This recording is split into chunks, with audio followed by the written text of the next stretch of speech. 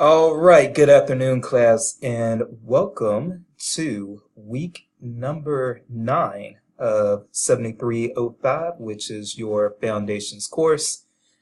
I am sorry that I was not able to record any updates for you last week. It was a pretty involved week for me. I hosted a webinar, which I will probably post up. It's a little bit boring, but I will probably post that webinar link somewhere in one of the discussion boards. If you want to check it out, you can.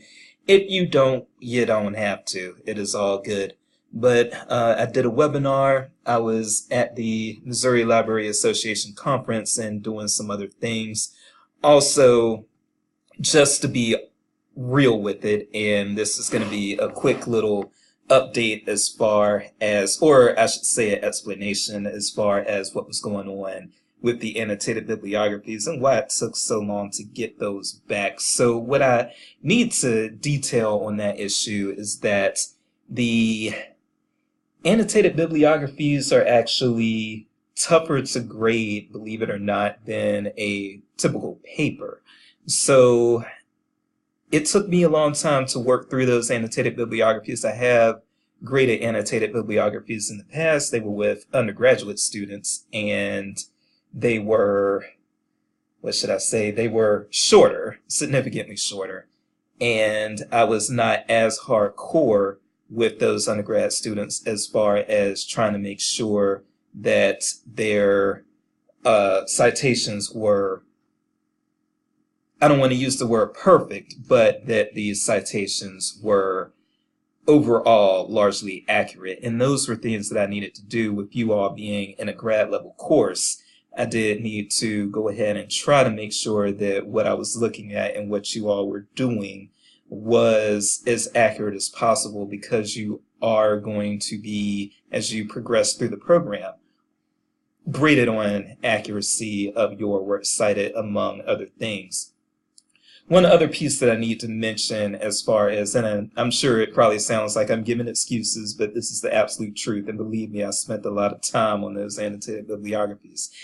Another thing that I do need to mention is that one of the other instructors who teaches this class, Dr. Gibson, she allows students to determine which citation style they're going to use. I think that she has a pretty good mastery of MLA, APA, and Chicago style. So I did the same thing this semester. Now, I've learned I'm not going to be doing the same thing next semester. I know APA a lot better than I do Chicago, and a lot better than I do MLA. So as I was grading these annotated bibliographies, another thing that I was having to do was make sure that what I was saying to you all about MLA and about Chicago was accurate, if those were the citation styles that you used. So that really compounded the amount of time that I was spending on grading those annotated bibliographies, and I've just decided that it's not worth it for me. So you all will not be affected by that, but this is a trial and error sort of thing, teaching is, and I've decided that, yes, I, as an instructor, have the right to tell my students what citation style they're going to use. So from the spring of 2019 on, they will be using APA and not MLA or not Chicago. But yes, having said that, if you use MLA or Chicago, you are more than welcome to continue doing that this semester. I am not supposed to switch, if you will, mid-semester what citation style you're supposed to be using. If I say you can use either or any, then I have to allow that throughout the semester. There wouldn't be necessarily anything stopping me if I did change my mind, but I just think it's a jerk thing to do, so I'm not going to do that. So yes, if you're using MLA, continue to use MLA if you want to. If you use Chicago, continue using Chicago if you want to. And if you're using APA, I would appreciate it if you continue using APA, because I am able to grade APA much, much, much faster. Now, as far as the grades on the annotated bibliographies, most of them were very high, And for those of you who have already turned in your literature review, the literature review grades so far have also been very high. The literature reviews have been outstanding so far. Only a handful of students have turned in the literature review. So if you have not turned it in, don't worry. You are not behind by any stretch of the imagination. You have until October the 21st now to turn in that literature review, and make sure that you are aware of the feedback that you got on your annotated bibliography, because that will, yes, inform how you complete the literature review assignment. But again, the literature review is now not due until October the 21st.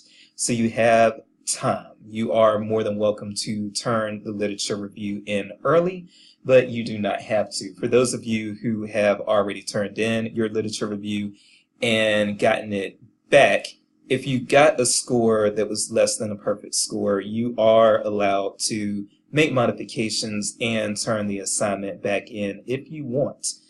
However, that's not going to be necessary for a lot of you, because a lot of you scored 38s or 39s, and a 38 out of 40, yes, you can go ahead and turn it back in and try to get the other 2 points, but it may not affect your final grade. So again, if you want to, you have the ability to do so, and if you do resubmit the assignment, then the best thing for you to do is actually to resubmit it to me through my email account, which is alstonj@missouri.edu. So you have that freedom, but again, if you got a 39 out of 40 or a 38 out of 40, then it probably won't affect your final grade, but it might. So if you don't want to take that risk, then yes, please feel free to turn in or resubmit the assignment now that it has been extended. Now, the next assignment, which I am going to make live at some point this week, is going to be your, I think it's the history timeline. Now I need to double check. Hold on. Oh yeah, I can't do that in this mode. Let's see. All right.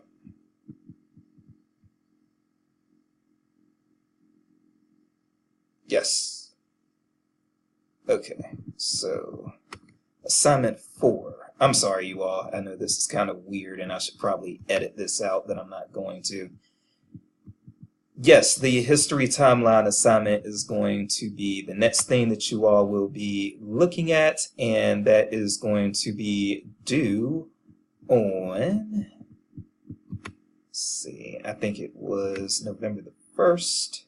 And if that's the case, then that is probably going to remain the case. I do believe that you have adequate time at the moment to, yes. So assignment 4 is due on November the 1st. So your history timeline is going to be due on November the 1st. And like I said, I'm going to make that live this week. And I do believe that you'll have time to both finish up your literature reviews and get the history timeline completed by November the 1st. So I don't plan on extending that one right now, and I do hope that you are able to complete both of those assignments and get them turned in at the appropriate time. All right, now let's see, what else do we need to go over? Yes. So one of the things that we need to go over, and this was a discussion board question. Thank you for raising this question, Bradrick. You will not have to do a discussion board. There was no discussion board prompt for last week. There's also not going to be one for this week. And again, that is to help you with getting through these 2 assignments that you're going to have coming up due. I do not know yet if there's going to be a discussion board prompt for next week, but for this week, the week of October the 15th, no, there's not going to be a discussion board prompt. And then also Hannah had a really good question. So as far as these bibliographies are concerned, and as far as works cited pages are concerned, and by the way, you all are training to be librarians or library professionals. So one thing that you are going to need to do is just get acquainted with this idea of at times finding some information for yourself if you don't have all of the information that you need at your fingertips.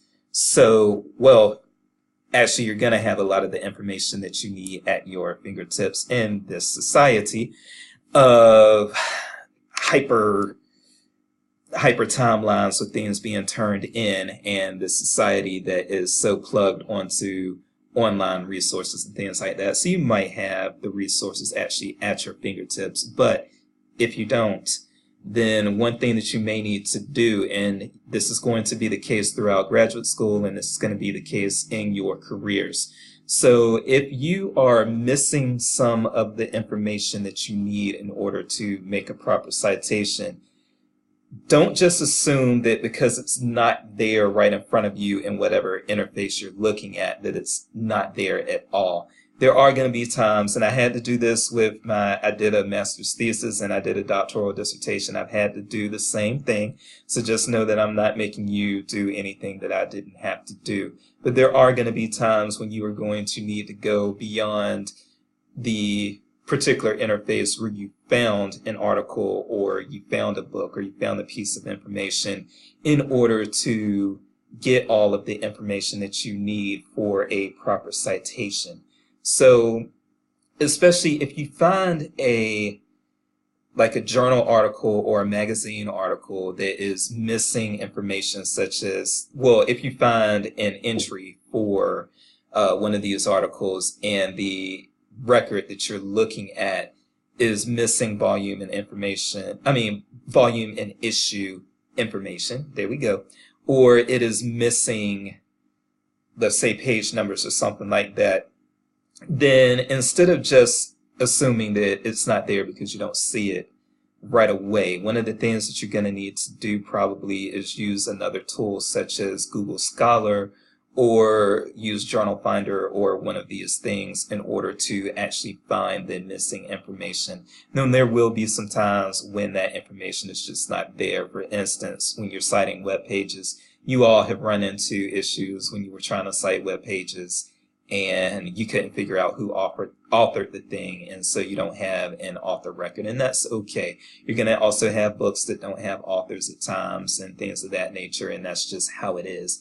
And in fact, APA does tell you what to do as far as citing a book when you don't have an author listed. But there is going to be some diligence that you need to do in order to try to look for missing information, and don't just assume that it's not out there to be found, period. So that's something that, as you guys, and I'm not faulting anyone, by the way, on that, you all are librarians in training still if you choose to go the library route.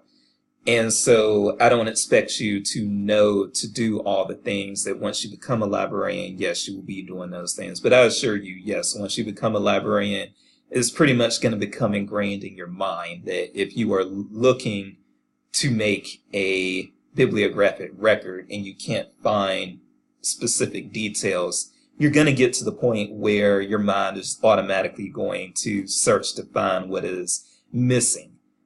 Trust me, that's just how it goes. Your mind is going to be shaped. If your mind is not shaped, then what is the point of graduate school in the first place? So, this is not to, trust me, I don't expect you all to think this way right now. I think that way because I am a librarian. You all will end up thinking that way because you all will be librarians. But right now you're in training, and so that's okay. And that's why I'm here as a teacher to tell you, hey, this is what you're going to need to do in the future.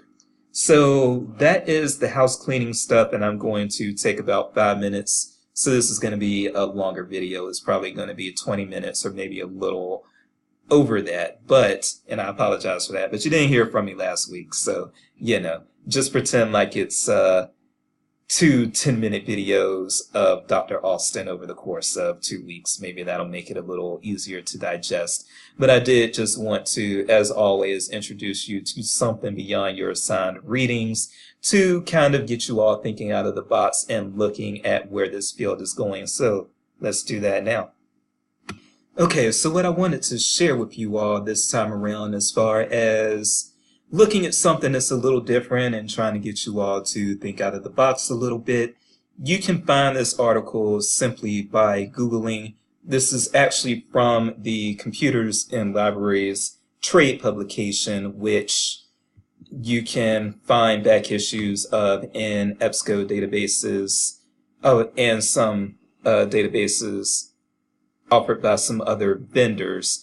You can find some back issues of this by going through the University of Missouri's library and doing a journal finder search for computers in libraries. So this trade publication actually is a very good one, just to get a few quick reads in. By the way, I'm not that familiar with it. I don't really keep up with publications as much as I should. That's an ongoing process as far as knowing, outside of your big guys like Library Journal and Library Quarterly, knowing some of these others and what they specialize in and what their focus is.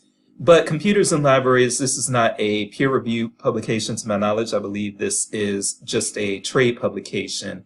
So the writing is not dense, the writing is not intense. So if you are looking to see what some trends are or what some future possibilities are regarding the connection between libraries and computers and other forms of technology, this is a good trade publication to look at. And the articles tend to be rather short.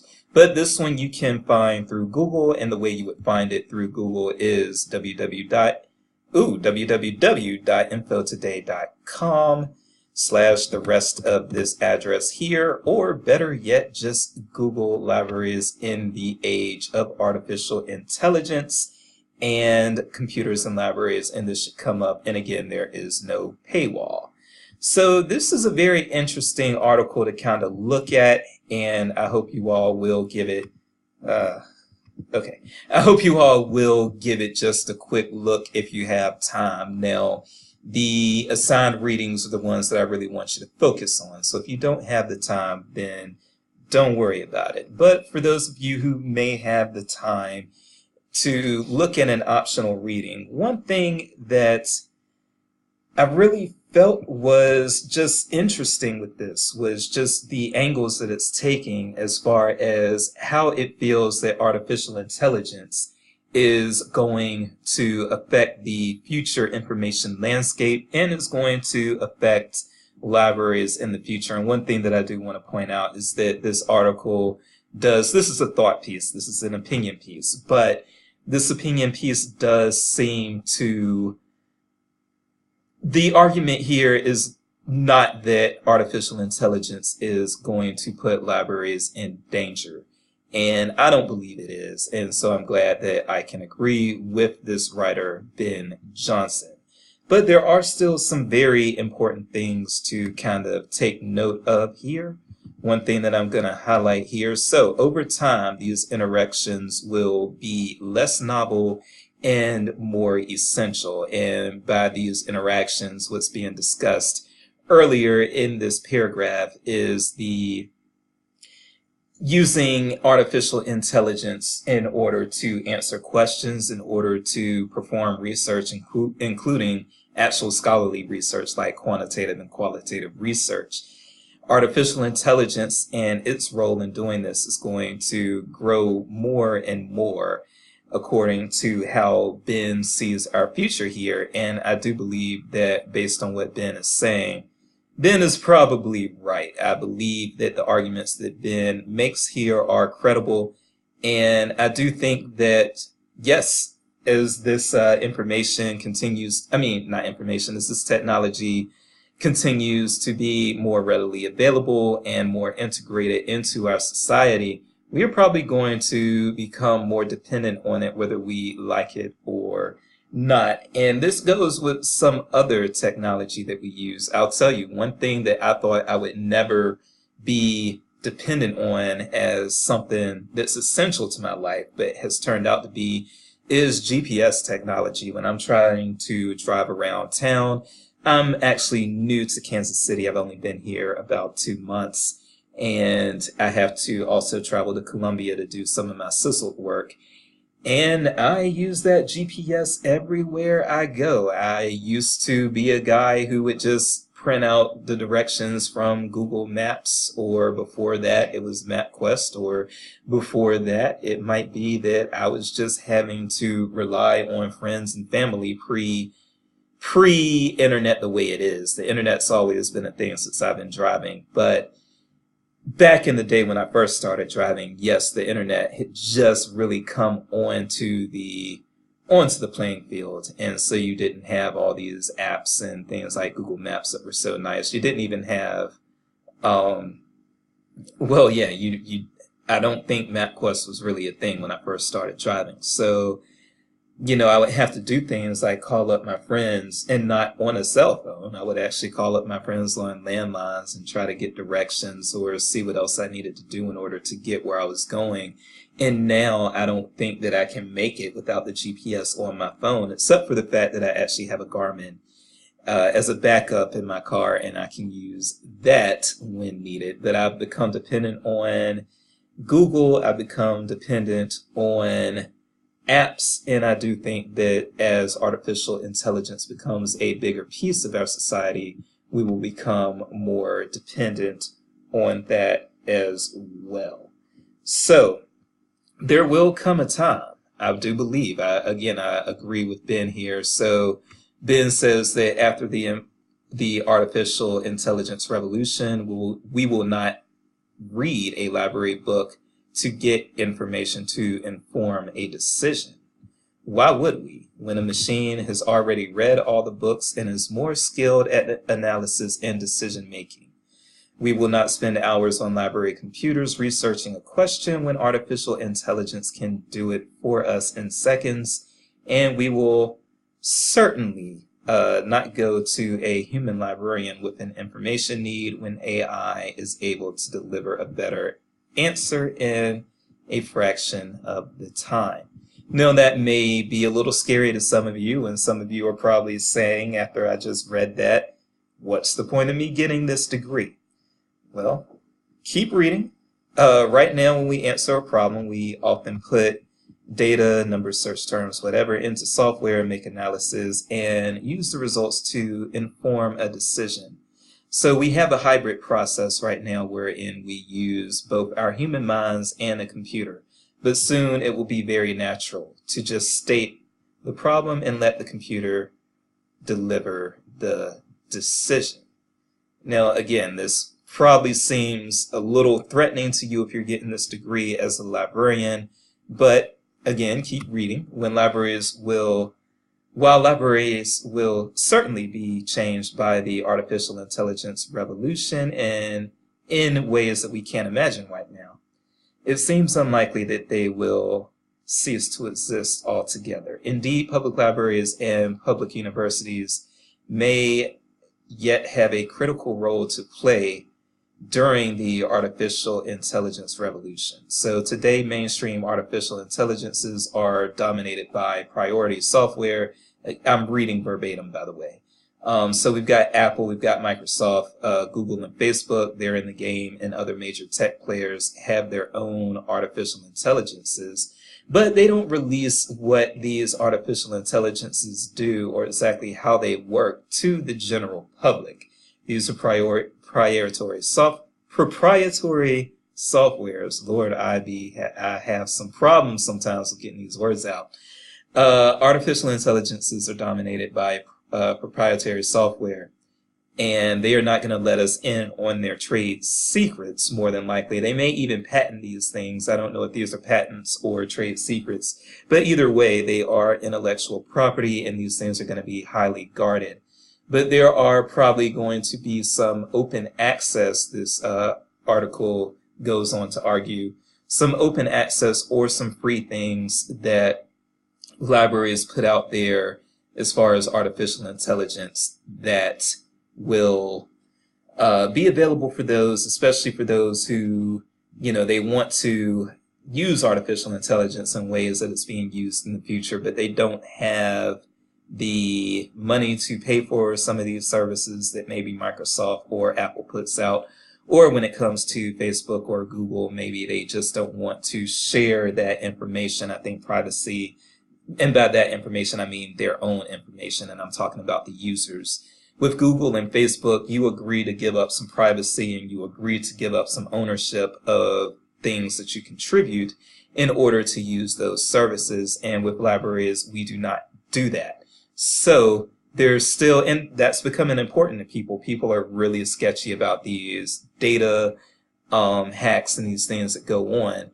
And libraries actually do a decent job of protecting the information. We're not as susceptible to hacks, nor are we targeted for hacks as much as some of these other proprietary things that Google and Facebook and some others put out are. So that's something that you want to be mindful of. We are at 25 minutes, so I'm going to go ahead and cut this off. But one other thing, when it comes to, I've already mentioned personal privacy, but when it comes to information literacy, which is a big thing right now, especially in the academic library world, and intellectual freedom, which is a big thing all over the place. How artificial intelligence may handle how libraries focus on these issues, these particular things, that's all discussed in this article as well. So again, this is optional reading, but think outside the box. This is going with our theme of,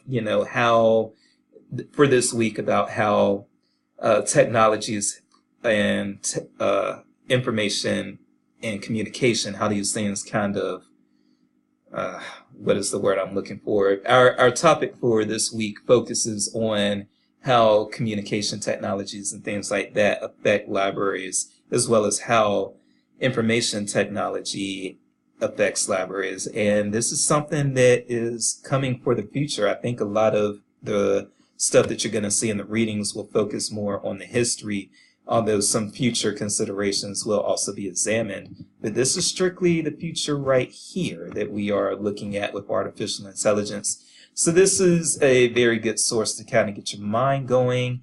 And again, when it comes to looking at a trade publication of how computers are going to affect libraries, computers and libraries is a good way to go. So, man, I can't believe almost 30 minutes. I apologize. I hope that you were able to listen the entire time, but these were some things that I had to get out there. And I am going to go ahead and cut it off here. Thank you all for everything that you're doing so far. You all are being wonderful students and are going to be wonderful librarians. So with that said, have a good rest of the week. And if you need to reach me, please don't hesitate to email or put something in the discussion board.